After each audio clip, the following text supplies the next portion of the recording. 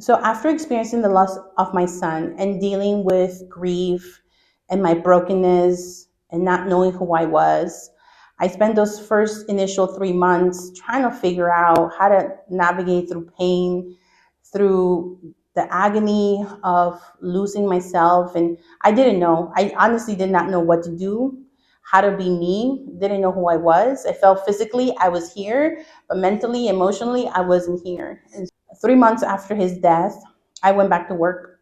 One, because it was a natural thing to do, right? It was, that was my maternity leave was up, and I enjoy working. And I thought being in community would help me and getting out there, but it was worse, because I had experienced a loss, and because again I had lost who I was and I felt broken. Going back to my desk, going back to my regular activities didn't seem normal. So I really struggle. I struggle finding out what's next. And so at that moment, I was like, well, I don't have a baby to take care of. I don't have a family. Therefore, I'm going to put all my energy, all my efforts into diving heavily into ministry and my profession. And so I went into, okay, now if being a mom is not who I am because I don't have a son to take care of, then maybe being someone, in ministry, growing into my profession, this is what, God has in store for me. And so I went heavily into working and trying to find my role at that time to define me, and even seeking the approval of people, seeking the validation of my leaders, telling me who I was, to give me vision for my future. And because again, I was lost, I was broken, and I was seeking someone to tell me what to do. It was really unhealthy. So, nothing against working and nothing against having goals, professional goals to grow and to develop, but putting your every being into a role and seeking the approval, the validation, and the direction of leaders or men and women in your life obviously was wrong, but I didn't know that at that time. I thought it was natural, and it was the right thing to do. And so, as I journey on my life, of grieving and trying to grow professionally, JP and I, my husband, we talked about, okay, what's next? Do we have more children? And so I was trying to juggle, right, growing professionally while thinking and planning for more kids. And by God's grace, we were blessed to have our second son and then our daughter. And so, I was given opportunities to grow in my career, but I couldn't accept those opportunities because of this role of being a mom and trying to juggle being a mom and giving birth versus growing and developing. And it just seemed like, which one was it, right? I felt like this tug of like I was being pulled this direction: be a mom, be there for your children now that you have them, because we were blessed to have two more children after our firstborn. And then here's an opportunity, here's ministry, here's work.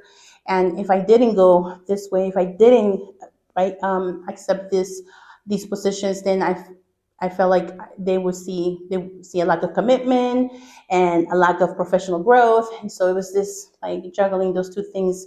And so it was a long journey. And the whole time I didn't know who I was. I was like, am I a mom or am I a professional?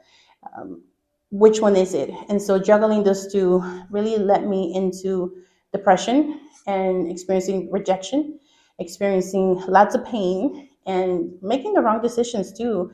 Because if I didn't know who I was, and if I didn't have a guide or value center, then can you imagine? I was just toss and turn in different directions. And so um, I believe that um, God loves me so much that He had me go through all those things, the valleys and those experiences, because He was trying to draw my attention back to Him.